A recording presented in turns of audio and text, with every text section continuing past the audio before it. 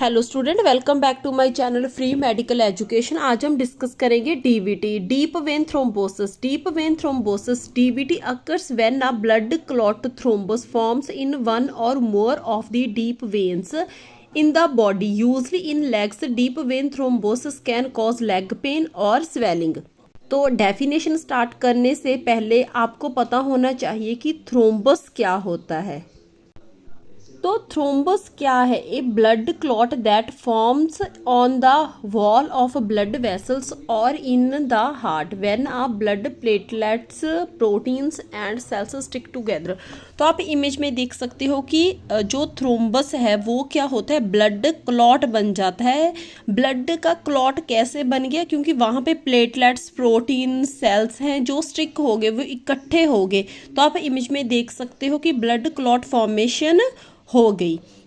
तो deep vein thrombosis, इसके नाम से ही आप इसकी डेफिनेशन बना सकते हो। डीप वेन मतलब बॉडी की जो डीप वेन है उसमें थ्रोम्बोसिस मतलब ब्लड क्लॉट बन गया।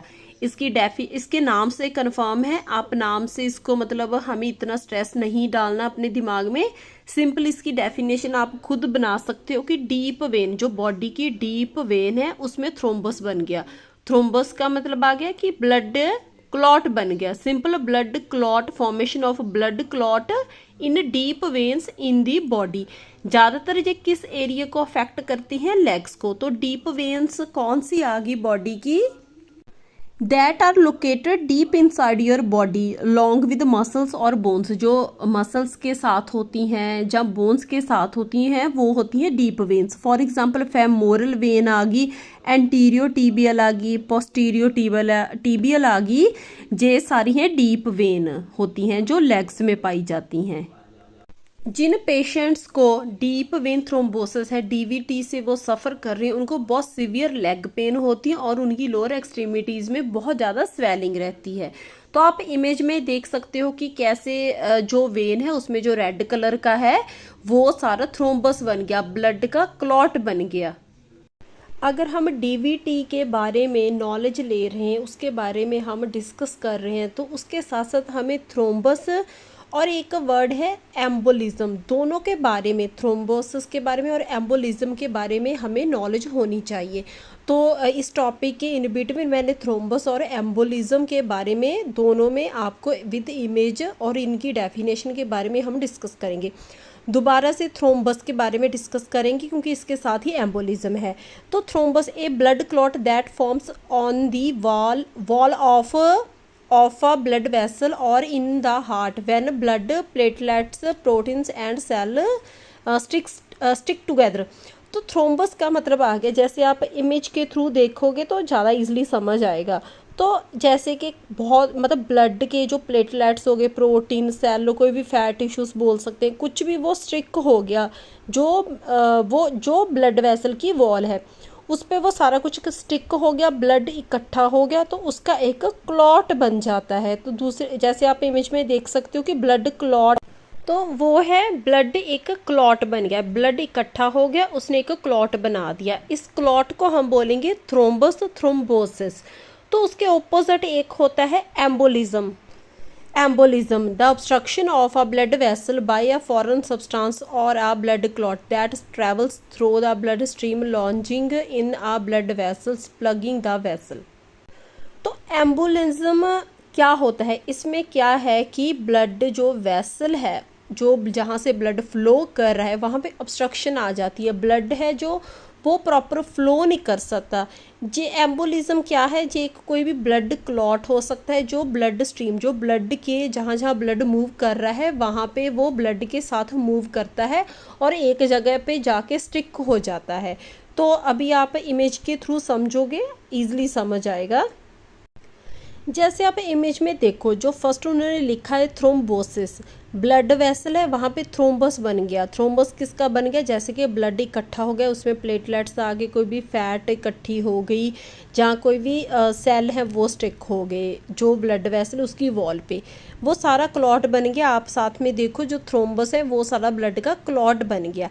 तो एम्बोलिज्म इसके साथ ही है, मतलब थ्रोम्बोस पहले समझ आना चाहिए फिर एम्बोलिज्म समझ आएगा। तो एम्बोलिज्म आप इमेज में देखो कि वो जो सारा थ्रोम्बोस बना था, वो क्लॉट बना था, उसमें से थोड़ा सा टुकड़ा उसका निकल गया, उसमें से डिटैच हो गया, थोड़ा सा टूट गया, और वो जो टूटा हुआ क्लॉट है वो छोटा सा है, उसे बोलते हैं एम्बुलस। तो वो मूव कर रहा है ब्लड के साथ साथ। तो जो वो वहाँ से डिटैच हुआ छोटा सा टुकड़ा है थ्रोम्बस का, जो डिटैच हुआ है वहाँ से थोड़ा सा टूट गया, उसे बोल देते हैं एम्बुलस। वो ब्लड के साथ मूव कर रहा है और वो कहीं पे भी जाके किसी भी आर्टरी में, ब्लड वेसल में जाके ब्लड फ्लो है उसमें रुकावट ला देता है, बिल्कुल ब्लॉक कर देता है ब्लड को। ब्लड जहाँ से मूव होना है ब्लड वेसल में, उसको बिल्कुल उसकी जो मूव है उसको ब्लॉक कर देता है। तो दोबारा से आप इमेज में देख सकते हो कि जैसे जो ब्लड क्लॉट बना उसे बोल देते हैं थ्रोम्बस। सारा ब्लड है वो इकट्ठा हो गया, उसने अपना क्लॉट बना दिया।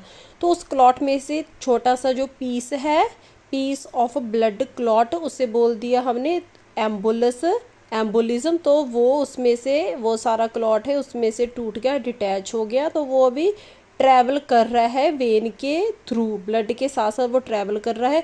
तो कहीं पे भी जाके किसी आर्टरी में या वेन में वो रुक जाएगा, वहाँ पे ब्लड फ्लो है उसमें ऑब्स्ट्रक्शन लेके आएगा। फॉर एग्ज़ाम्पल जैसे कई पेशेंट्स हैं जिनको स्ट्रोक हो जाता है, वो भी एक एम्बुलस की एग्ज़ाम्पल है। तो एम्बुलस है जो वो काफ़ी सीरियस प्रॉब्लम कॉज करता है बॉडी में, क्योंकि कहीं पे भी जाके वो स्टक हो जाता है, ब्लड फ्लो को रोक देता है। नेक्स्ट है blood clot in leg vein. अब blood clot in a leg vein में cause pain, warm and tenderness in the affected area. तो जिस एरिया पे ब्लड क्लॉट बना लेग के, मतलब लेग का जो एरिया है, लोअर एक्सट्रीमिटीज़ है, वहाँ पे जहाँ पे ब्लड क्लॉट बना उस एरिया में पेशेंट्स को पेन फील होती है, और जो वो एरिया अफेक्टेड है वहाँ पे उनको थोड़ा गर्म महसूस होगा, मतलब वो एरिया थोड़ा सा गर्म होगा, और टेंडरनेस होगी, मतलब जो वो एरिया है वो थोड़ा कोमलता में आ जाएगा, बहुत सॉफ्ट हो जाएगा, जेंटलनेस आ जाएगी उस एरिया में। You can get a deep vein thrombosis DVT if you have certain medical conditions that affect how the blood clots. Blood clots in the legs can also develop if you don't move for a long time. For example, you might not move a lot when traveling a long distance, or when you are on bed rest due to surgery, an illness or an accident. जो blood clot बना leg vein में, इसके बहुत सारे कारण हो सकते हैं, जैसे कि कई मेडिकल कंडीशंस होगी। मेडिकल कंडीशंस में फॉर एग्जांपल कई पेशेंट्स हैं जो उनकी सर्जरी हुई है, बहुत मेजर सर्जरी है, और वो सर्जरी की वजह से वो मूव नहीं कर पाते क्योंकि उनकी मूवमेंट रिस्ट्रिक्ट हो जाती है। जहाँ फिर कई पेशेंट्स ऐसे जिनके एक्सीडेंट हो जाते हैं, पैरालाइज हो जाता है, वो कोमा में चले जाते हैं या फिर अनकॉन्शियस हो जाते हैं, तो उनकी वजह से भी जे blood clot deep vein thrombosis बन जाते हैं। और उसके साथ साथ इसके और भी कारण हैं, जैसे कि जो लोग सिटिंग पोजीशन वाली उनकी जॉब है, वो इतना ट्रैवल मतलब अब वॉक नहीं करते, या फिर बहुत लॉन्ग टर्म के लिए वो ट्रैवल कर रहे हैं, तो वो वॉक नहीं करते, एक ही जगह पे बैठे हैं बहुत लंबे टाइम से, तो ऐसे भी डीप वेन थ्रोम्बोसिस बन जाता है। Deep vein thrombosis can be serious because blood clots in the veins can break loose. The clots can then travel through the bloodstream and get stuck in the lungs, blocking blood flow, pulmonary embolism. When DVT and pulmonary embolism occur together, it's called venous thromboembolism, VTE. तो हमने पहले भी इसकी starting में video के बात करी थी कि जब क्लॉट ब्लड का बना वो एक जगह पे रुका हुआ है उसे बोल देते हैं थ्रोम्बोसिस, पर उसमें से अगर छोटा सा टुकड़ा टूट कर ब्लड के साथ साथ ट्रैवल कर रहा है वो है एम्बुलस। तो इस कंडीशन में उन्होंने बोला कि अगर पेशेंट को डीप वेन थ्रोम्बोसिस है तो उसको पल्मोनरी एम्बोलिज्म होने के चांसेस हो जाते हैं, क्योंकि वो क्लॉट में से अगर छोटा सा टुकड़ा टूट कर, जैसे कि उसको बोल देते हैं एम्बुलस, वो टूट के ब्लड ट्रैवल के साथ साथ वो लंग्स में चला जाता है, तो वहाँ पे जाके वो ब्लड फ्लो है उसे ब्लॉक कर देता है, ब्लड की जो प्रॉपर फ्लो है, सप्लाई है, वो हो नहीं पाती, तो उसे बोल देते हैं पल्मोनरी एम्बोलिज्म। तो जब डीवीटी के साथ साथ पल्मोनरी एम्बोलिज्म दोनों इकट्ठे हो जाएं तो उस कंडीशन को बोल देते हैं वीनस थ्रोम्बो एम्बोलिज्म, VTE। तो नेक्स्ट बात करते हैं pulmonary embolism. Pulmonary embolism is a blood clot that develops in a blood vessel elsewhere in the body, often the leg, travels to an artery in the lungs and suddenly form a blockage of the artery. तो pulmonary embolism क्या है? तो जो blood clot बना, किसी जो blood vessel है उसकी वॉल पे जो ब्लड क्लॉट बना उसे बोल देते हैं थ्रोम्बस। तो उसमें से छोटा सा टुकड़ा डिटैच हो गया, तो वो क्या कर रहा है उसे बोल देते हैं एम्बुलस। वो ब्लड जैसे जैसे मूव कर रहा है, ट्रैवल कर रहा है, उसके साथ साथ वो जा रहा है, तो वो कहीं पे भी जाके स्ट्रक हो गया, जैसे कि लंग्स की आर्टरी में स्ट्रक हो गया, तो वहाँ पे जहाँ पे भी वो स्ट्रक हो जाएगा, जैसे लंग्स में चला गया, आर्टरी को ब्लॉक कर देगा और इससे क्या होगा, ब्लड फ्लो में भी रुकावट आ जाएगी। तो आप इमेज में देख सकते हो कि एम्बोलिज्म है वो आया क्लॉट ब्लड के साथ मूव होके, तो आगे वो हार्ट तक जा रहा है, लंग्स तक जा रहा है, तो उसका जो ब्लड फ्लो है उसमें रुकावट लेके आ रहा है, ब्लड फ्लो को ऑब्स्ट्रक्शन कर रहा है। तो इससे क्या होता है, पेशेंट्स को काफ़ी सीरियस प्रॉब्लम आ जाती है, बॉडी में सडन हार्ट की प्रॉब्लम आ जाती है, पेशेंट्स को ब्रीथिंग डिफ़िकल्टी आ जाती है, चेस्ट पेन होती है, हार्ट अटैक आ जाते हैं और स्ट्रोक भी इसी की एग्जाम्पल है। If you develop symptoms of DVT, contact your healthcare provider. If you develop symptoms of a pulmonary embolism, a life-threatening complication of DVT, deep vein thrombosis, seek emergency medical help. तो अगर आपको लग रहा है किसी patient के, जहाँ आपको खुद को डीवीटी के सिम्टम्स हैं, आपको मतलब दिख रहा है कि ये डीवीटी बन सकता है, या फिर आपकी बहुत लॉन्ग टर्म तक सिटिंग पोजीशन है, तो आपको टाइम पे ही इसको ट्रीट कर लेना चाहिए, इसकी मैनेजमेंट कर लेनी चाहिए। क्योंकि अगर आपको डीवीटी हो गया, क्योंकि वो जब क्लॉट बनता है वेन में वो है थ्रोम्बस, पर अगर उसमें से छोटा सा टुकड़ा टूट गया, डिटैच हो गया, तो वो है एम्बुलस। तो वो जो एम्बुलस है वो मूव करके ब्लड के थ्रू मतलब हमारे जो लंग्स है वहाँ पे चला जाएगा, जहाँ हार्ट तक पहुँच जाएगा। तो ऐसे बहुत सीरियस कॉम्प्लिकेशन आ सकती है पेशेंट को, तो इसको टाइम पे ट्रीट कर लेना चाहिए इमीडिएटली। तो नेक्स्ट डिस्कस करेंगे warning sign and symptoms of a pulmonary embolism. तो अगर किसी को डीवीटी है, डीप वेन थ्रोम्बोसिस है, तो उसको आगे जाके पल्मोनरी एम्बोलिज्म के चांसेस हो सकते हैं। तो इसका फर्स्ट साइन क्या है? अगर किसी को डीवीटी है तो उसको पल्मोनरी एम्बोलिज्म होने के चांसेस स्टार्ट होंगे, तो उसके क्या साइन सिम्टम्स होंगे? अगर किसी को डीवीटी है तो उसको साथ साथ ये वाले सिम्टम्स हैं, तो उसको मतलब श्योर है कि उसको पल्मोनरी एम्बोलिज्म स्टार्ट हो गया। फर्स्ट है सडन शॉर्टनेस ऑफ ब्रेथ, तो उसको सांस लेने में दिक्कत आनी स्टार्ट हो जाएगी, सांस लेने में प्रॉब्लम आएगी। फिर आ गया chest pain or discomfort that worsen when you take a deep breath or when you cough. तो पेशेंट को चेस्ट पेन होगी, उनको दर्द होगी बहुत ज़्यादा, तो उनको जब भी वो सांस लेंगे या फिर कफ करेंगे, खांसी करेंगे, तो उनको बहुत डिस्कम्फर्ट फील होगा। तो एकदम से जब वो कफ करते हैं या सांस लेते हैं तो उनको सांस लेने के साथ साथ चेस्ट पेन फील होगी। फिर आ गया फीलिंग लाइट हेडेड और डिजी, तो पेशेंट को चक्कर आते रहेंगे बार बार। फिर आ गया फेंटिंग, तो वो बेहोश भी हो सकता है, बार बार गिरना स्टार्ट हो जाती क्योंकि ऑक्सीजन की कमी आ जाती है।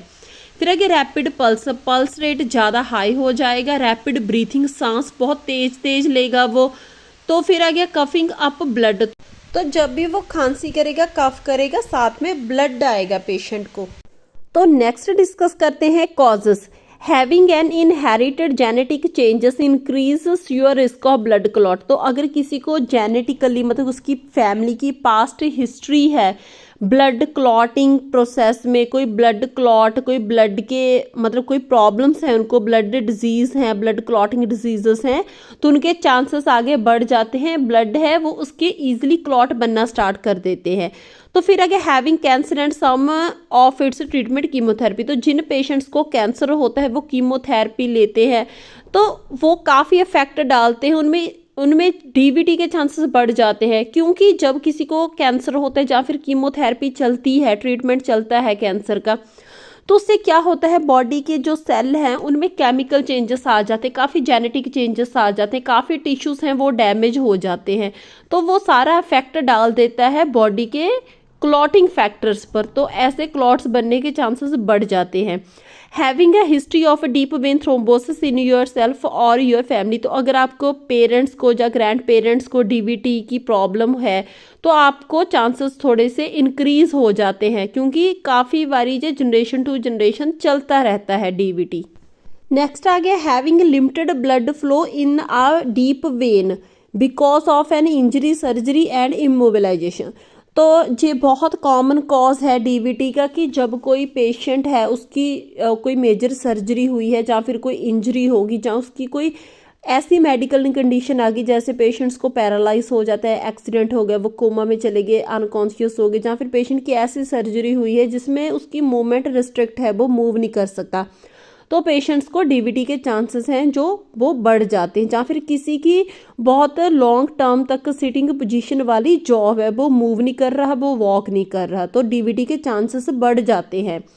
Not moving for long periods of time like sitting for a long time on trips in a car, truck, बस, ट्रेन और एयरप्लेन, और बीइंग इमोबाइल आफ्टर सर्जरी और अ सीरियस इंजरी। तो हमने ये पॉइंट बहुत बार डिस्कस कर चुके हैं। तो अगर कोई पर्सन बहुत लंबे समय तक एक ही पोजीशन पे बैठा है, वो वॉक नहीं कर रहा, तो उसके चांसेस डीवीटी के बढ़ जाते हैं। या फिर कोई पेशेंट है जैसे उसको पैरालाइज है, वो लंबे समय तक एक ही जगह पे बैठा रहता है क्योंकि वो अपनी बॉडी को मूव नहीं कर पाता, तो उससे क्या है, डीवीटी के चांसेस बढ़ जाते हैं। फिर आगे बीइंग प्रेग्नेंट और having recently delivered a baby. तो प्रेगनेंसी से क्या होता है कि जब भी डे बाय डे बेबी का साइज इंक्रीज होता जाता है, तो वो क्या करता है, पेल्विस पे और यूट्रस पे प्रेशर डालता है। तो उसके साथ साथ क्या है, जो लोअर एक्सट्रीमिटीज़ हैं वहाँ पे भी प्रेशर बढ़ जाता है। तो प्रेशर बढ़ने की वजह से क्या होता है कि जो ब्लड है उसकी जो मूवमेंट है उसमें रिस्ट्रिक्शन आ जाती है, तो ब्लड है वो इकट्ठा होना स्टार्ट हो जाता है और ब्लड के क्लॉट बनने स्टार्ट हो जाते हैं।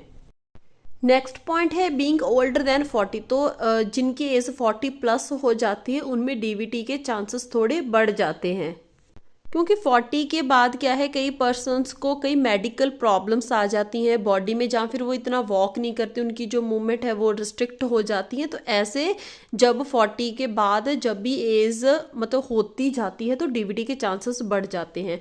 फिर आ गया having over weight and obesity. तो हमें सभी को पता है कि जो वेट है वो बहुत बुरी चीज़ है बॉडी में, तो इससे क्या है कि जो डीवीटी के चांसेस, जो ओवर वेट होते हैं, जिनमें बहुत ज़्यादा ओबेसिटी होती है, फैट होती है, उसमें चांसेस ज़्यादा होते हैं डीवीटी के, क्योंकि बॉडी का वेट इतना होता है कि वो लोअर एक्सट्रीमिटीज़ पे प्रेशर डालता है। तो प्रेशर डालने की वजह से क्या होता है कि जो ब्लड है उसकी मूवमेंट प्रॉपर हो नहीं पाती, तो ब्लड क्लॉट बन जाते हैं। Having an autoimmune disease.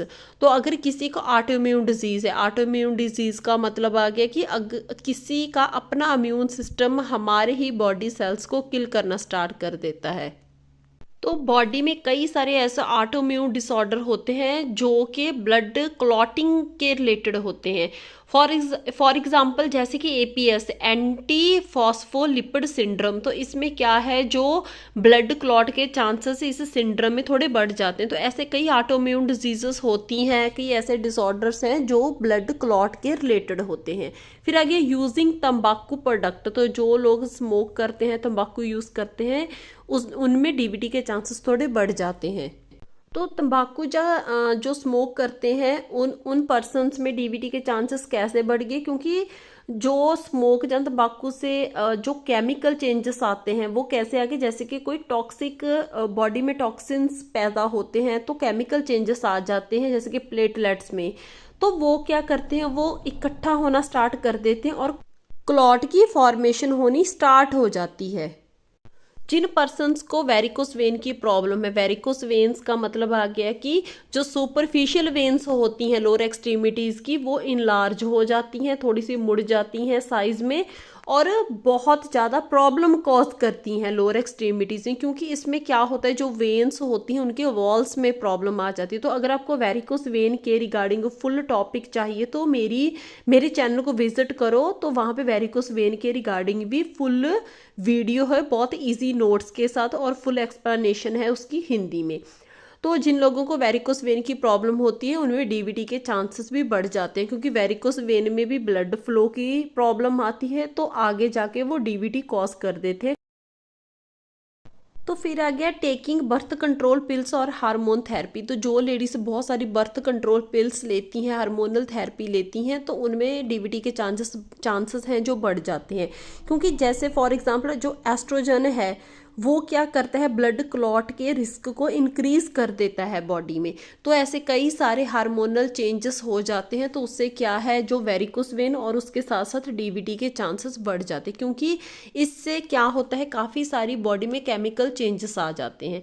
तो फिर आगे having a central Venus catheter और पेसमेकर। तो जिन पेशेंट्स के जो सेंट्रल वीनस कैथेटर पड़ा होता है या फिर पेसमेकर पड़ा होता है, उससे डीवीटी के चांसेस बढ़ जाते हैं, क्योंकि वो पेशेंट्स की मूवमेंट है जो वो रिस्ट्रिक्ट हो जाती है, वो इतना मूव नहीं कर पाते, तो बॉडी की प्रॉपर मोबिलाइजेशन हो नहीं पाती। तो उसकी वजह से क्या है, पेशेंट लेटा रहेगा, मूव करेगा नहीं, तो डीवीटी के चांसेस बढ़ जाते हैं। तो फिर है क्या कोविड-19 इन्फेक्शन। तो जिन पेशेंट्स को कोविड-19 की प्रॉब्लम है उससे क्या होता है, जो इन्फेक्शन बॉडी के जो ब्लड क्लॉटिंग फैक्टर है उसमें प्रॉब्लम लेके आती है, तो उनमें थोड़े से डीवीटी के चांसेस बढ़ जाते हैं। तो उसके साथ साथ एक ये भी रीज़न है कि जब पेशेंट्स को कोविड-19 इन्फेक्शन होती है तो उनको, हमें सभी को पता है कि ब्रीथिंग डिफ़िकल्टी आती है। तो ब्रीथिंग डिफ़िकल्टी आने की वजह से क्या है कि पेशेंट है उसकी जो पल्मनरी फंक्शंस हैं उनमें प्रॉब्लम आ जाती है, तो पेशेंट्स को ऑक्सीजन देनी पड़ती है, तो वो इतना मूव नहीं कर पाते, तो लेटे रहते हैं। तो उससे क्या हुआ, पेशेंट्स को डीवीटी के चांसेस आ गए। नेक्स्ट डिस्कस करते हैं रिस्क फैक्टर्स। फर्स्ट आ गया age. Being older than 60 increases the risk of DVT, but DVT can occur at any age. वैसे तो डीवीटी किसी भी एज में हो सकती है, पर इसके ज़्यादा चांसेस हो जाते हैं जब कोई 60 प्लस हो जाता है, क्योंकि इस एज में जाके जहाँ तो कोई मेडिकल कंडीशंस आ जाती हैं, जैसे कोई मेडिकल प्रॉब्लम आ गई, या फिर उनकी जो जैसे वो ज़्यादा वॉक नहीं कर पाती, उनकी जो मूवमेंट है वो रिस्ट्रिक्ट हो जाती है, उसकी वजह से डीवीटी के चांसेस ज़्यादा है जो 60 प्लस के लोगों को ज़्यादा हो जाते हैं, एज अफेक्ट करती है। नेक्स्ट पॉइंट आ गया lack of movement. When the legs do not move for a long time, the calf muscles do not squeeze, contract. Muscle contractions help blood flow. Sitting for a long time, such as when driving or flying, increases the risk of DVT. So does long-term bed rest, which may result from a length hospital stay or a medical condition such as paralysis. तो lack of movement हमने पहले भी इसके causes में भी काफ़ी मतलब discuss किए हैं इस पॉइंट के रिलेटेड।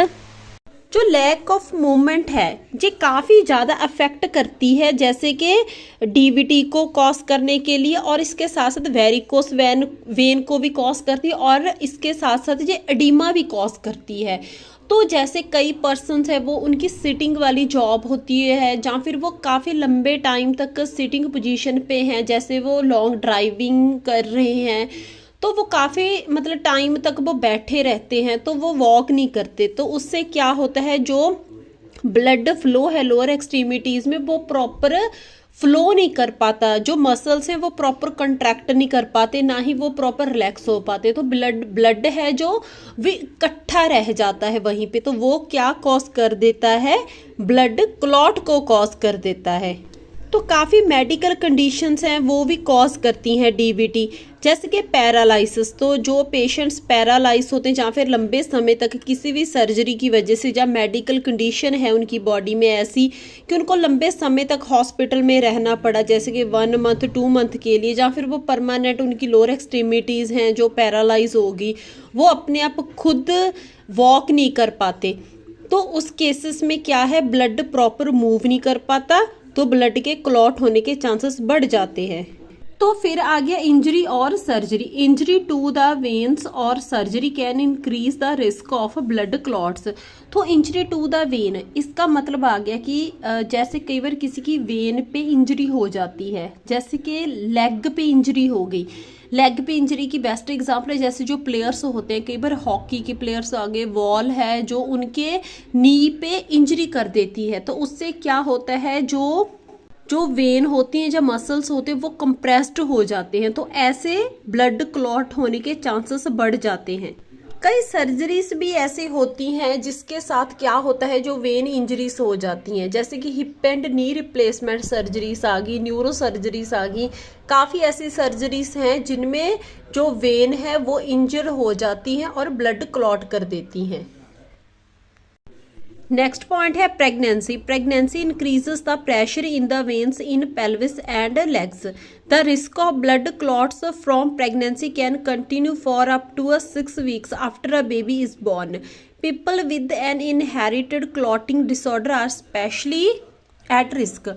तो हमने पहले कॉजेस में भी मतलब इसके बारे में डिस्कस किया था कि जो प्रेगनेंसी है उसमें क्या होता है, डे बाय डे जो बेबी है वो ग्रो करता है, तो पेल्विस पे या फिर आ गया कि जैसे यूट्रस पे बहुत सारा प्रेशर पड़ना स्टार्ट हो जाता है, तो प्रेशर पड़ने से क्या होता है, लोअर एक्सट्रीमिटीज़ में प्रेशर बहुत पड़ जाता है, तो उससे क्या है, जो ब्लड है वो प्रॉपर फ्लो नहीं कर पाता, तो उससे क्या है, मतलब जो लोअर एक्सट्रीमिटीज़ है उसमें ब्लड क्लॉट होने के चांसेस बढ़ जाते हैं। या फिर कई लोग ऐसे होते हैं जिनकी मतलब जो जनरेशन है, मतलब इनहेरिटेंस है, उनकी फैमिली में ब्लड क्लॉटिंग डिसऑर्डर है, तो उनमें भी चांसेस हैं कि डीवीटी कॉज हो जाती है, ब्लड क्लॉट हो जाता है आफ्टर जब बेबी डिलीवर हो जाता है। नेक्स्ट है birth control pills, oral contraceptives or hormone replacement therapy both can increase the blood ability to clot. तो जो वेमेंस ज़्यादा बर्थ कंट्रोल पिल्स लेती हैं या फिर जिनमें हार्मोनल रिप्लेसमेंट थेरेपी होती है, उनमें डीवीटी के चांसेस बढ़ जाते हैं, उसके साथ साथ उनमें वेरिकोस वेन के चांसेस भी बढ़ जाते हैं, क्योंकि जब भी वो हार्मोनल थेरेपी लेती हैं या फिर बर्थ कंट्रोल पिल्स लेती हैं, वो भी एक हार्मोन ही होते हैं, तो उनमें क्या होता है कि जे क्या करती हैं, जो भी हार्मोन थेरेपीज होती हैं जे ब्लड को थिक बना देती हैं, तो उससे क्या होता है, ब्लड की क्लॉट होने की एबिलिटी है वो बढ़ जाती है। Being overweight and obese. Being overweight increases the pressure in the vein in the pelvis and legs. तो ऑलरेडी हमें पता है जिनमें ओबेसिटी है, ओवरवेट पर्सनस होते उनमें मेडिकल कोई भी प्रॉब्लम है, जो ज़्यादा डिजीजेस होने के चांसेस हैं वो ज़्यादा हो जाते हैं, क्योंकि जब भी कोई ओवरवेट है उनका जो सारा बॉडी का प्रेशर है वो लोअर एक्सट्रीमिटीज़ पे पड़ेगा, पेल्विस एरिया पे पड़ेगा, तो जो वेन्स होती हैं वो बहुत ही प्रेस हो जाती है, वो प्रॉपर ब्लड फ्लो नहीं करती और ब्लड क्लॉट होने के चांसेस भी बढ़ जाते हैं। नेक्स्ट पॉइंट आ गया smoking. Smoking affects how blood flows and clots which can increase the risk of DVT. तो जो लोग स्मोकिंग करते हैं उनमें डीवीटी या फिर कोई और ब्लड क्लॉटिंग डिसऑर्डर होने के चांसेस बढ़ जाते हैं, क्योंकि जब भी कोई स्मोकिंग करता है या फिर तंबाकू यूज़ करता है, उनमें कई सारे टॉक्सिक केमिकल चेंजेस आते हैं, वो चेंजेस हैं वो अफेक्ट करते हैं प्लेटलेट्स को।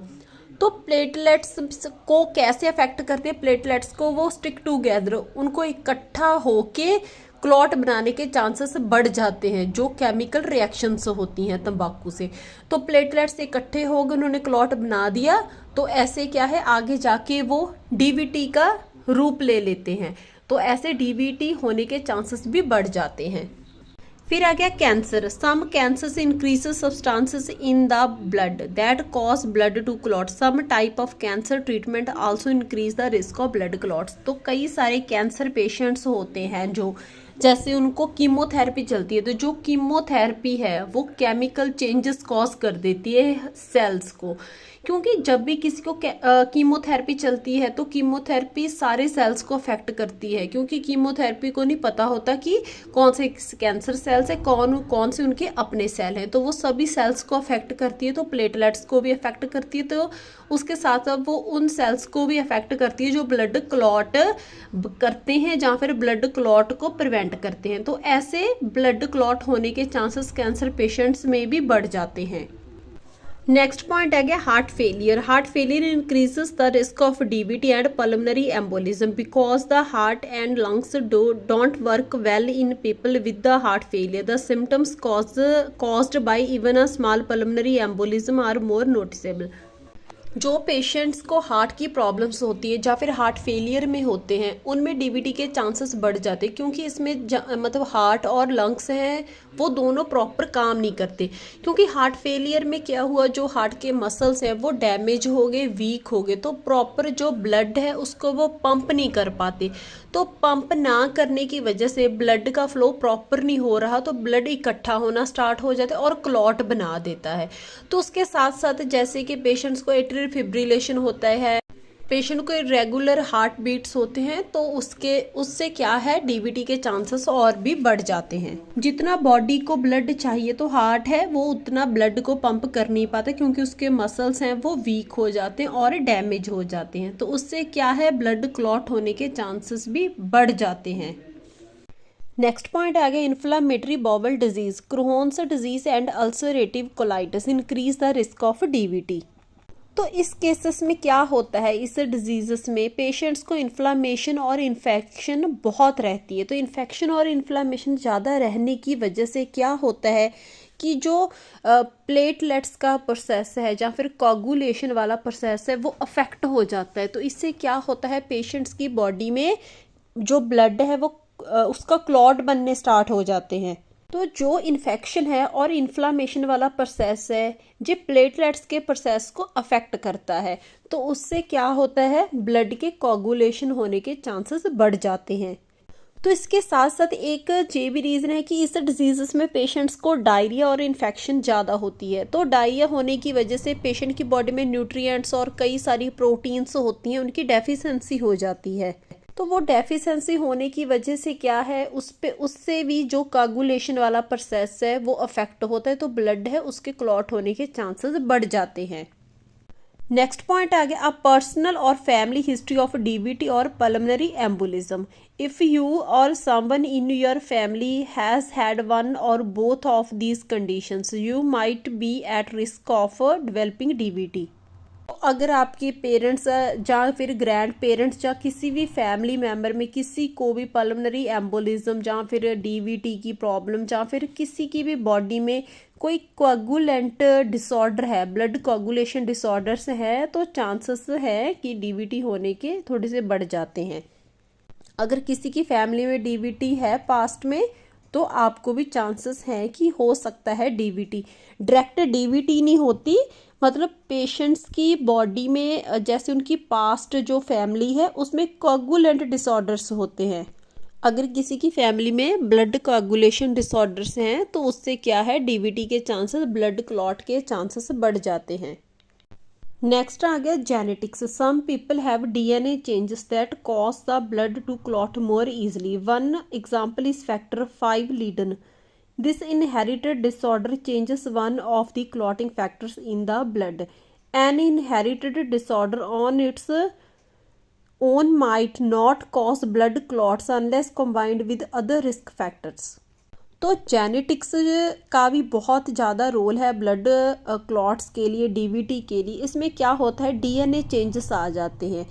फॉर एग्जांपल जैसे कि फैक्टर 5 लीडन है जो ये एक इनहेरिटेड ब्लड क्लॉटिंग डिसऑर्डर होता है, जिसमें क्या है डीवीटी के चांसेस इन पेशेंट्स को थोड़े से बढ़ जाते हैं, क्योंकि इसमें क्या है जो F5 जीन होता है उसमें म्यूटेशंस आ जाते हैं। जो F5 जीन है उसमें काफ़ी सारे चेंजेस आ जाते हैं, तो वो जो 5 लीडन डिसऑर्डर है इसको कॉज करता है। जिन पेशेंट्स में F5 जीन म्यूटेशंस होते हैं उनकी बॉडी में एबनॉर्मल ब्लड क्लॉट्स बनने स्टार्ट हो जाते हैं। काफ़ी सारे एबनॉर्मल ब्लड क्लॉट्स बनते हैं, जैसे कि उनके काफ़ी और भी एरियाज में बन जाते हैं, जैसे कि लेग्स के बिना उनकी और बॉडी पार्ट्स में भी ब्लड क्लॉट्स होने स्टार्ट हो जाते हैं, जैसे कि हार्ट हो गया, ब्रेन हो गया। तो जो F5 है इसके रिगार्डिंग भी थोड़ा सा हम डिस्कस कर लेते हैं कि जो F5 जीन होता है ये हमारी प्रोटीन की प्रोडक्शन को कंट्रोल करता है। वो प्रोटीन जो ब्लड को क्लॉट करती है जब पेशेंट्स के कई बार हमारी इंजरी हो जाती है, जैसे हमारे बहुत ज़्यादा इंजरी होगी, ब्लड है उसको कंट्रोल करना है कि इतना ज़्यादा ब्लड है वो वेस्ट ना हो, तो जो F5 जीन होता है वो इस ब्लड को कंट्रोल करता है जब हमारे एबनॉर्मल ब्लीडिंग हो रही होती है, कोई इंजरी हो जाए। तो जब F5 जीन में ही म्यूटेशंस आ गई तो इसमें क्या होता है, वो कंट्रोल नहीं कर पाता उस प्रोटीन को, क्योंकि F5 जीन में चेंजेस आ गए। तो वो क्या करता है, उसका कोई कंट्रोल नहीं रहता प्रोटीन पे, तो वो एक्सेसिव और एबनॉर्मल क्लॉट बनाना स्टार्ट कर देता है ब्लड की। नेक्स्ट आ गया डायग्नोसिस एंड टेस्ट। क्या डायग्नोस्टिक टेस्ट है जिससे कंफर्म होगा कि पेशेंट की बॉडी में ब्लड क्लॉटिंग फैक्टर की प्रॉब्लम है या फिर उसको डीवीटी के चांसेस हैं, तो उसकी बॉडी में क्लॉट्स बन रहे हैं। To diagnose a deep vein thrombosis, your health care provider will do a physical examination and ask questions about your symptoms. The provider will check the legs for swelling, tenderness or changes in skin color. तो जो doctor होगा पहले तो वो हमारा physical examination करेगा, जैसे हमारी लोअर एक्सट्रीमिटीज़ को चेक करेगा, जहाँ पे भी हमको प्रॉब्लम है वो सारे सिम्टम्स चेक करेगा, जैसे कि एडिमा, स्वेलिंग होगी, जहाँ फिर उसको ब्लू ब्लू कलर की वेन्स दिखाई देंगी। तो ऐसे वो सारे आपको क्वेश्चंस पुट करेंगे आपके सिम्टम्स के रिगार्डिंग, कितनी पेन होती है, कब पेन ज़्यादा होती है, जैसे आपकी किसी फैमिली मेम्बर में तो ब्लड क्लॉटिंग या डीवीटी की प्रॉब्लम तो नहीं, तो ऐसे वो सारा आपकी स्किन कलर चेक करेगा, टेंडरनेस चेक करेगा आपकी लोअर एक्सट्रीमिटीज़ को, जहाँ पे भी आपको लेग्स के अलावा कहीं और पे भी ऐसी दिक्कत है।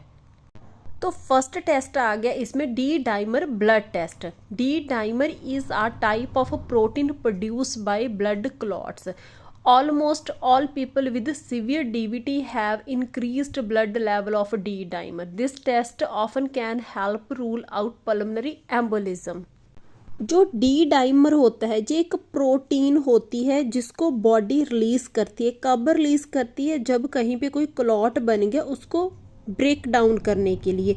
ये एक ऐसी प्रोटीन है जो बॉडी में एक्स्ट्रा जो क्लॉट्स बन रहे हैं उसको तोड़ना, उसको ब्रेक करना। पर जिनको डीवीटी की प्रॉब्लम होती है या फिर कोई और ब्लड क्लॉटिंग फैक्टर कोई डिसऑर्डर होता है या फिर पल्मोनरी एम्बोलिज्म होती है, उसमें डी डाइमर की जो वैल्यू है वो हाई हो जाती है। तो इससे पता चलता है कि पेशेंट की बॉडी में क्लॉट्स, ब्लड क्लॉट्स के रिगार्डिंग कोई प्रॉब्लम है या फिर डीवीटी है। जो डी डाइमर की नॉर्मल वैल्यू होती है वो होती है 0 to 0.50 मिलीग्राम पर लीटर ऑफ ब्लड। तो अगर इसकी जो नॉर्मल वैल्यू से रिजल्ट्स थोड़े हाई हैं तो उससे पता चलता है कि बॉडी में ब्लड क्लॉट्स की प्रॉब्लम है, बॉडी में एबनॉर्मल ब्लड क्लॉट्स हैं वो बन रहे हैं। नेक्स्ट आ गया duplex ultrasound. This is non invasive test uses sound waves to create pictures of how blood flows through the veins. It's the standard test for diagnosing DVT. For the test, a care provider gently move a small handheld device transducer on the skin over the body area being studied. Additional ultrasounds may be done over several days to check for new blood clots or to see if an existing one is growing. तो जो ये ultrasound होती है ये non invasive होती है, इसको skin के सुपरफिशियल मतलब जो इसका ट्रांसड्यूसर होता है, आप इमेज में देख सकते हो पेशेंट की लेग पे लगा है वो ट्रांसड्यूसर है, उसको मतलब जिस एरिया जो एरिया अफेक्टेड है, जैसे लेग्स अफेक्टेड हैं वहाँ पे उसको मूव किया जाता है। तो चेक किया जाता है ब्लड का फ्लो कैसा है, कोई ब्लड क्लॉट्स कितने हैं। तो इसको बार बार किया जाता है, केवल मतलब आफ्टर 5 to 7 डेज के बाद या 1 मंथ के बाद। तो ऐसा क्यों किया जाता है कि कोई न्यू ब्लड क्लॉट तो नहीं बन रहे, जैसे उन्होंने लास्ट टाइम अल्ट्रासाउंड की थी तो 5 क्लॉट्स थे, तो उसके बाद 2-3 और एक्स्ट्रा बन गए। तो क्लॉट्स बनने की स्पीड को चेक किया जाता है और ब्लड फ्लो कितना चल रहा है, ब्लड फ्लो का कितना लेवल किस फास्ट चल रहा है, तो ब्लड फ्लो के लेवल को चेक करने के लिए ये अल्ट्रासाउंड की जाती है। ये बिल्कुल नॉन इन्वेजिव होती है, इसमें कोई भी स्किन को पेनिट्रेट नहीं किया जाता, कोई नीडल या कट नहीं लगाया जाता। ये सिंपल अल्ट्रासाउंड की तरह ही होती है जो हमने सभी ने सुना हुआ है इसके बारे में, कई लोगों ने करवाया भी होता है इस प्रोसीजर को। नेक्स्ट आ गया वेनोग्राफी। तो इसके थोड़ा सा नाम से कन्फर्म है, इसमें जो वेन है उसको देखा जाता है। This test uses X-ray and dye to create a picture of the veins in the legs and feet. The dye is injected into a large vein in the foot or ankle. It helps blood vessel to show up more clearly on X-ray. This test is invasive so it's rarely done.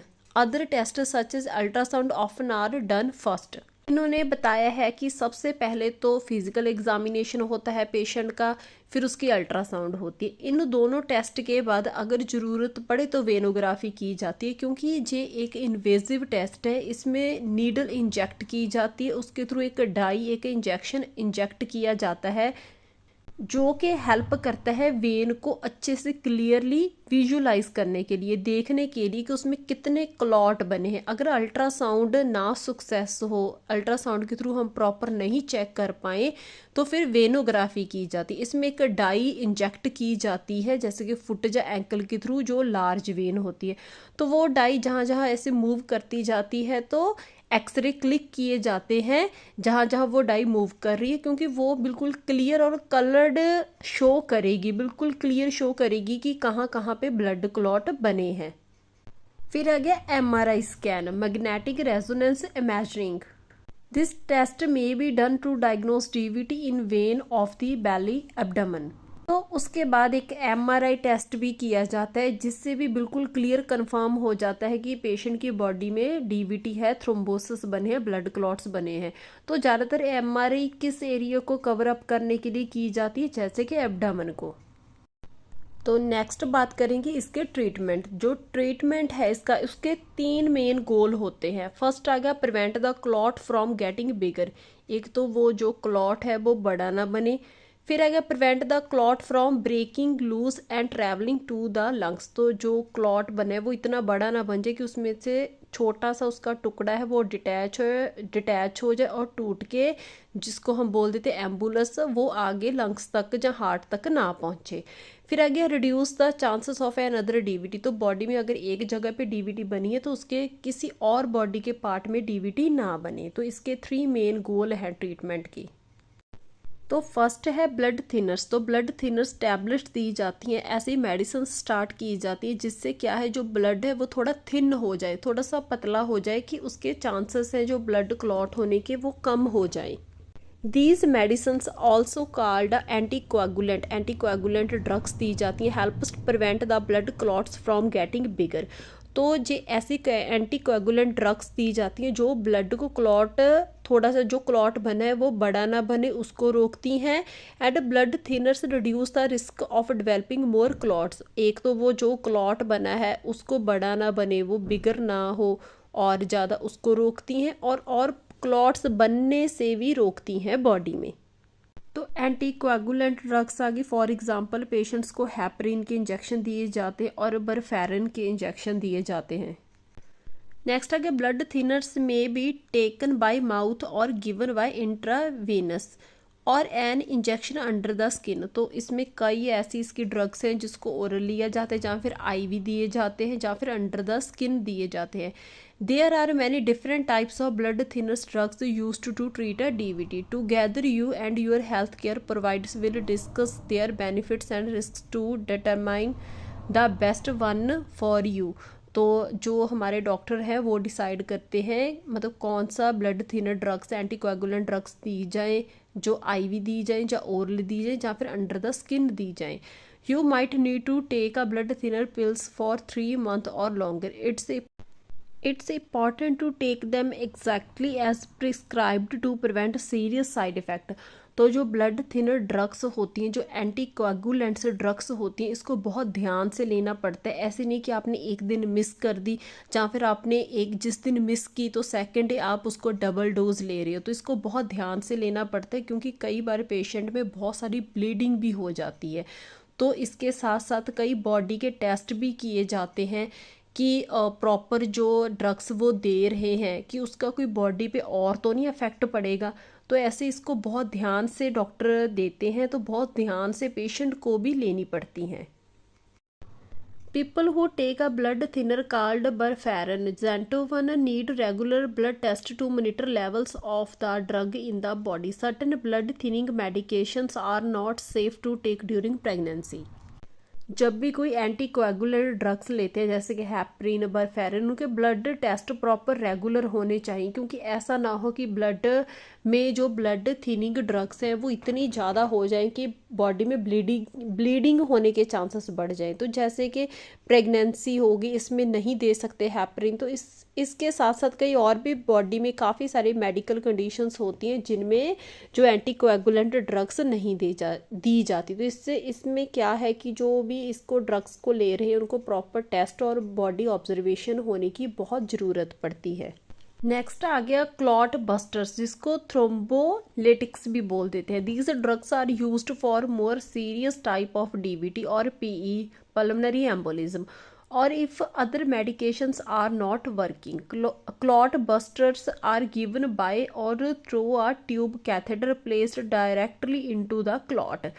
They can cause serious bleeding, so they are usually only used for people with severe blood clots. जब किसी पे heparin जो anticoagulant drugs हम दे रहे हैं, blood thinner drugs कोई भी दे रहे हैं, उसका असर बिल्कुल भी नहीं हो रहा क्लॉट पे, क्लॉट कम नहीं हो रहे, तो फिर क्या करते हैं, क्लॉट बस्टर्स यूज़ किए जाते हैं। जो क्लॉट इसको ख़त्म किया जाता है तो उसको बोल देते हैं थ्रोम्बोलिटिक्स। थ्रोम्बोलिटिक्स ड्रग्स दी जाती हैं। तो जो ये ड्रग्स होती हैं जहाँ पे भी क्लॉट्स बने हैं, डायरेक्टली वहाँ उस पर इंजेक्ट करके एक ट्यूब या कैथेटर के थ्रू उस मेडिसिन को डायरेक्ट क्लॉट पे ही इंजेक्ट किया जाता है। जैसे लेग पे क्लॉट है तो लेग में जो नीडल है या कैथेटर को इंसर्ट करके डायरेक्ट क्लॉट पे इंसर्ट किया जाता है।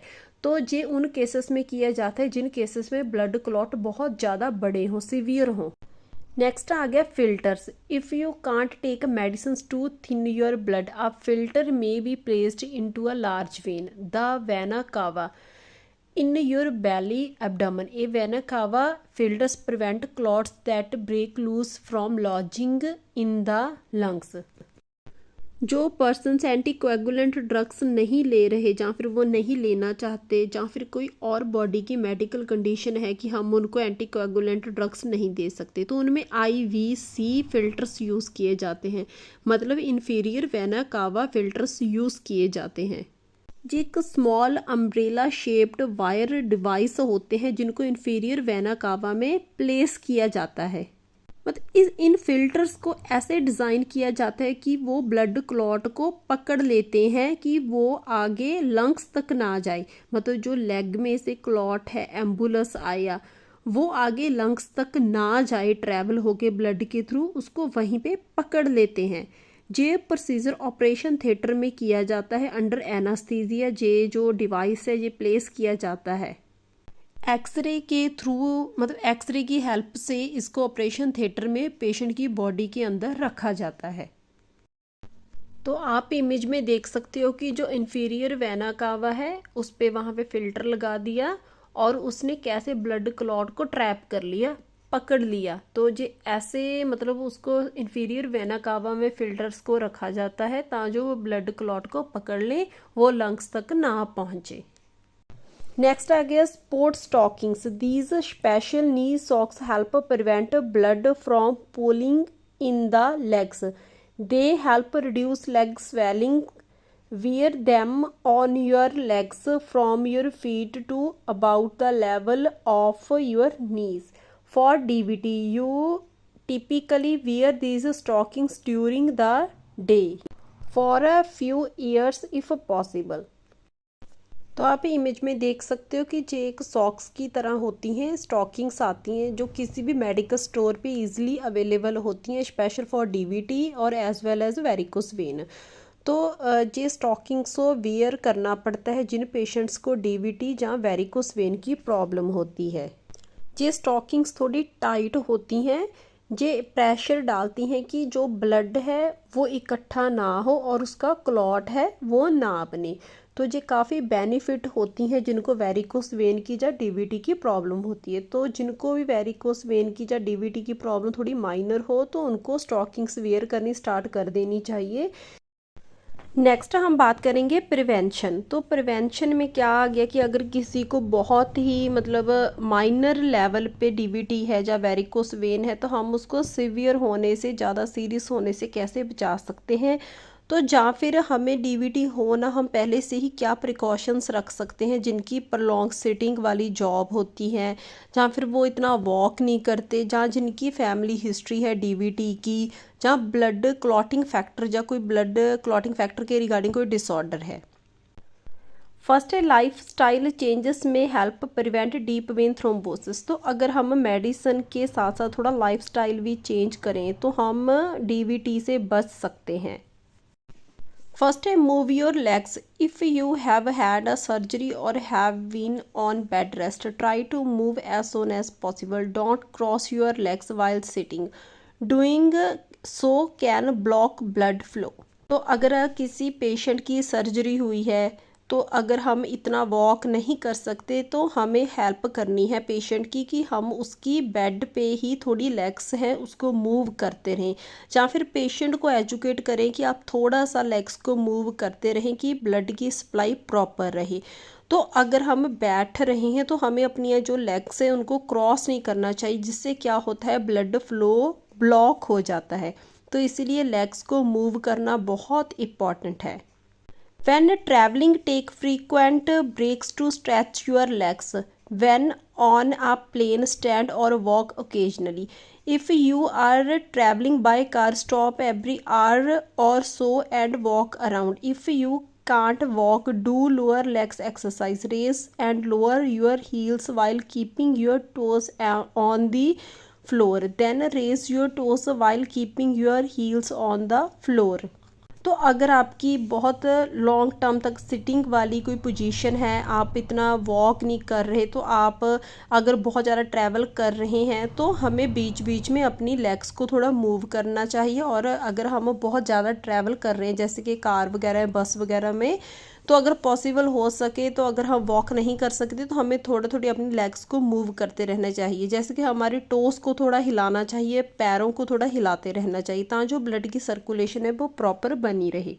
तो अगर आपकी कोई पर्सनल व्हीकल है तो हमें आफ्टर 1 और 2 आवर अपने व्हीकल को रोक कर अपनी लेग्स को थोड़ा वॉक करना चाहिए। तो इससे क्या है, ब्लड फ्लो है जो वो प्रॉपर रहेगा, ब्लड जो उसका फ्लो है वो रुकेगा नहीं, वो ब्लॉक नहीं होगा, तो क्लॉट होने के चांसेस हैं वो कम हो जाएंगे। तो ओवरऑल बात ये है कि हमें अपनी लेग्स को वॉक करते रहना चाहिए अगर हम बहुत लंबे समय तक ट्रैवल भी कर रहे हैं। Don't smoke. Smoking increases the risk of DVT. तो अगर कोई बहुत ज़्यादा स्मोक कर रहा है, तंबाकू यूज़ कर रहा है, तो उनको जो स्मोकिंग है उसको रोकना चाहिए, क्योंकि हमने कॉजेस में पढ़ा है कि जो स्मोक है वो काफ़ी सारे केमिकल टॉक्सिक चेंजेस लेके आती है बॉडी में, क्लॉट होने के चांसेस बढ़ जाते हैं। फिर आ गया मैनेज वेट। तो वी ऑल आर नो कि जो वेट है, ओबेसिटी है, वो अकेली डीवीटी के लिए नहीं, बहुत सारी बॉडी में मेडिकल कंडीशंस लेके आती हैं। Obesity is a risk factor for DVT, क्योंकि जो ओबेसिटी है, जो जिनका वेट बहुत ज़्यादा है, वो क्या करते हैं, इतना वेट लोअर एक्सट्रीमिटीज़ पे प्रेशर डालता है, तो ब्लड है वो प्रॉपर फ्लो नहीं कर पाता, तो क्लॉट होने के चांसेस इंक्रीज हो जाते हैं। Regular exercise lower the risk of blood clot.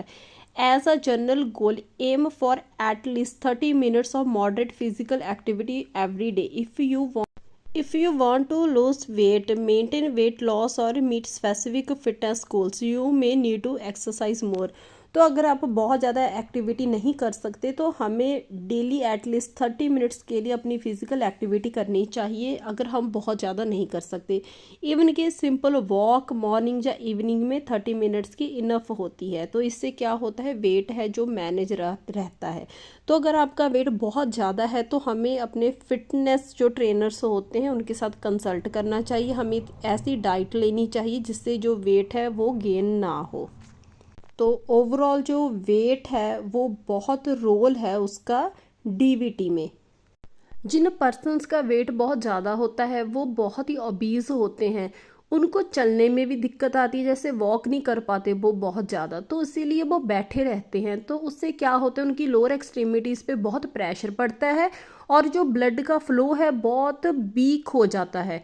तो वीक होने की वजह से ब्लड इकट्ठा होना स्टार्ट हो जाता है और क्लॉट बना देता है। तो नेक्स्ट आ गया कॉम्प्लिकेशंस। तो अगर डीवीटी को टाइम पे ट्रीट नहीं किया तो क्या क्या कॉम्प्लिकेशंस आ सकती हैं, क्या सीरियस प्रॉब्लम्स हैं वो पेशेंट को आ सकती हैं। फर्स्ट है pulmonary embolism. We all are know कि पल्मनरी एम्बोलिज्म अगर किसी को डीवीटी है तो पल्मनरी एम्बोलिज्म होने के चांसेस हैं। तो pulmonary embolism is a potentially life threatening complication associated with DVT. It occurs when a blood clot thrombus in a leg or other body area break free and get stuck in a blood vessel in a lung. तो pulmonary embolism बहुत life threatening complication है, इससे patient की जान भी जा सकती है। क्योंकि अगर बॉडी के किसी भी एरिया पे डीवीटी बनी, मतलब ब्लड क्लॉट बना, उसको बोल देते हैं थ्रोम्बोसिस। तो उसमें से छोटा सा टुकड़ा टूट गया, वो डिटैच हो गया, उसको बोल देते हैं एम्बुलस। तो वो जो टुकड़ा टूटा हुआ है वो ब्लड के साथ साथ ट्रैवल करके लंग्स में चला गया, तो वहाँ पे जाके वो ब्लड सप्लाई है, जो ब्लड फ्लो है उसको रोक देगा और पेशेंट को बहुत ही ब्रीथिंग डिफ़िकल्टी आएगी, क्योंकि जो ब्लड का फ्लो है वो उसमें ऑब्स्ट्रक्शन आ गई। तो अगर किसी को डीवीटी की प्रॉब्लम है तो उससे आगे पल्मनरी एम्बोलिज्म के चांसेस बहुत बढ़ जाते हैं, क्योंकि वो क्लॉट कभी ना कभी छोटा सा डिटैच होगा और वो एम्बुलस है वो आगे जाके लंग्स की आर्टरी में या फिर हार्ट की आर्टरी में स्टक हो जाएगा, तो वहाँ पे वो प्रॉब्लम क्रिएट करेगा। Get immediate medical help if you have a symptom of pulmonary embolism. They include sudden shortness of breath, chest pain while breathing in or coughing, rapid breathing, rapid pulse, feeling faint or fainting and coughing up blood.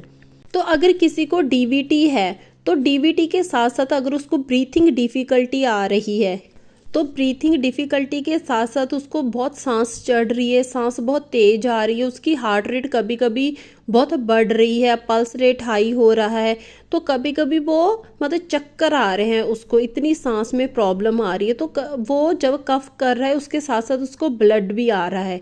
तो ये सारे symptom अगर किसी को एक भी है इनमें से तो उसको पल्मनरी एम्बोलिज्म हो रहा है, स्टार्ट हो रहा है, तो इमीडिएट डॉक्टर को कंसल्ट करना है आपने।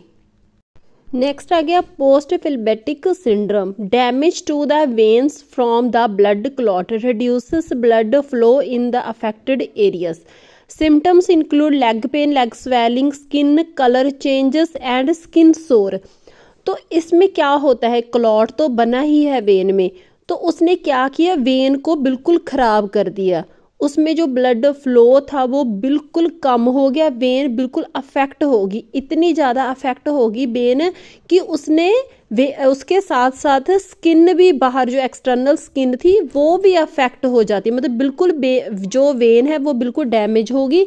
उसने एक्सटर्नल पेशेंट की स्किन पे भी अफेक्ट कर दिया, जैसे कि स्किन कलर चेंज हो गया, स्किन पे अल्सर हो गए, सोर हो गए, बहुत ज़्यादा जो फाउल स्मेल वाला वूंड होता है वो बन जाते हैं। आप इमेज में देख सकते हो कि कितनी पेशेंट की ये बिल्कुल स्किन जो अफेक्ट हो चुकी है।